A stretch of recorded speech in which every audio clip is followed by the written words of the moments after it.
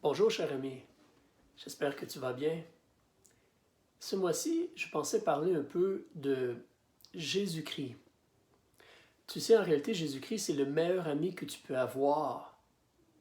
C'est le seul sauveur aussi qui a été donné aux êtres humains. Plusieurs personnes connaissent de petites choses au sujet de Jésus, mais souvent, on a de fausses idées au sujet de Jésus. Savais-tu, comme exemple, que Jésus-Christ, il a toujours existé? Toujours existé. Oui, Jésus-Christ a toujours existé. Nous, les êtres humains, on a eu un début. On a été créés. Il y a un temps où on n'était pas là, on n'existait pas du tout. Les anges ou les êtres célestes aussi ont été créés. Et il y a un temps où ils n'existaient pas, ils n'étaient pas là. Mais Jésus-Christ, lui, il a toujours existé. Peut-être tu as déjà entendu des gens essayer de prouver ou de convaincre les autres que non, Jésus a été créé par Dieu. Ils vont dire peut-être quelque chose comme, regarde, Jésus, il est né d'une femme. Il est né d'une femme, donc il a eu un commencement. C'est un humain, Jésus. C'est vrai que Jésus, il est sorti de Marie. Ça, c'est vrai.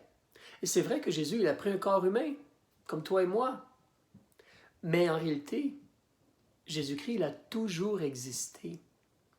Il a pris un corps humain pour un temps, pour faire un travail, pour faire le travail, pour payer la rançon, vraiment pour toi et pour moi.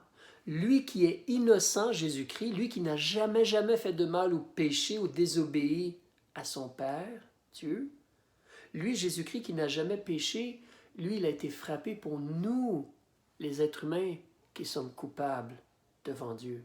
Il a accepté de verser son sang parfait et divin. Mais Jésus, il a toujours existé. Justement, en parlant de naître de Marie et tout, tu sais, tu as entendu peut-être, tu te rappelles, hein, on disait que le Messie devait naître, il devait naître d'une vierge, Marie, il devait naître à la ville de Bethléem. Si tu as déjà vu les films, Jésus, on l'appelle Jésus de Nazareth parce qu'il a travaillé à Nazareth, mais il est né à Bethléem. Et justement, le prophète nous dit ceci.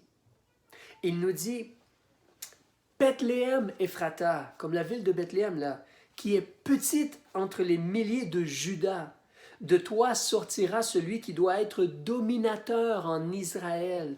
Le Messie va sortir de Bethléem. Il ajoute, ses origines. Donc, d'où vient Jésus? D'où vient le Messie? Ses origines sont d'ancienneté, dès les jours éternels. D'où est-ce que Jésus vient? Il ne vient pas du ventre de Marie en réalité. Il a pris un corps humain et Marie a donné naissance à un enfant. Mais Jésus-Christ, le Messie, il vient de l'ancienneté, comme les jours éternels, les jours du passé éternel. Évidemment, l'éternité, hein, c'est long l'éternité. L'éternité, c'est comme l'infini, pour toujours.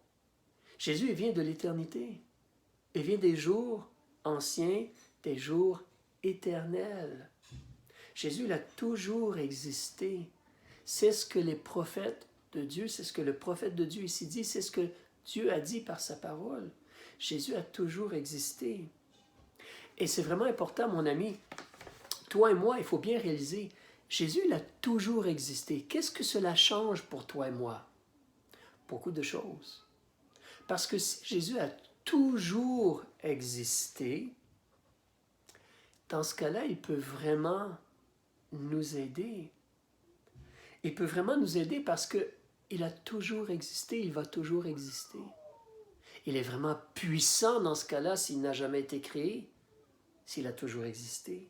Il est très sage s'il a toujours existé. Évidemment, en plus, il est plein de compassion pour toi et moi, beaucoup plus que nous le pensons. Jésus t'aime et se soucie vraiment de toi et de moi. Et comme il est éternel, il peut vraiment nous aider. Il peut vraiment nous aider. Jésus, il a déjà agi pour pouvoir devenir ton sauveur. Comme je disais tantôt, il a fait le travail sur la croix. Il a accepté de prendre ta punition, ton châtiment pour les choses que tu as fait de mal, pour avoir désobéi les commandements de Dieu. La juste punition qu'on mérite pour avoir désobéi à Dieu, Jésus a accepté de prendre cela sur lui. Jésus, il veut puis il peut te délivrer du jugement. Il est capable, il est éternel. Il vient de l'éternité. Il a toujours existé.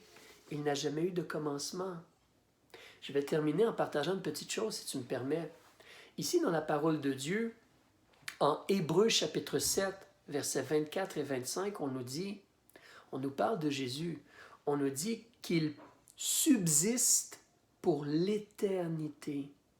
Il possède un sacerdoce qui ne passe point. Un sacerdoce, ça se rapporte à ce qu'un sacrificateur fait, d'offrir des sacrifices. Jésus a offert sa vie, son sang, son corps en sacrifice, en paiement pour nos péchés. C'est pourquoi aussi il peut sauver parfaitement ceux qui s'approchent de Dieu par lui, étant toujours vivant pour intercéder en leur faveur. Jésus, il peut te sauver parfaitement. As-tu déjà remarqué ou entendu les religions dans le monde? Ils ne te garantissent jamais que tu vas être reçu par Dieu ou que tu vas être dans le royaume ou le nirvana ou quoi que ce soit. Mais Jésus, il le garantit. Parce que Jésus, lui, il a toujours existé. Et il a fait le travail sur la croix. Et il est vivant et il veut intercéder pour toi et moi. Mais c'est pour cela, tu vois, je te partage ceci parce que c'est important, mon ami.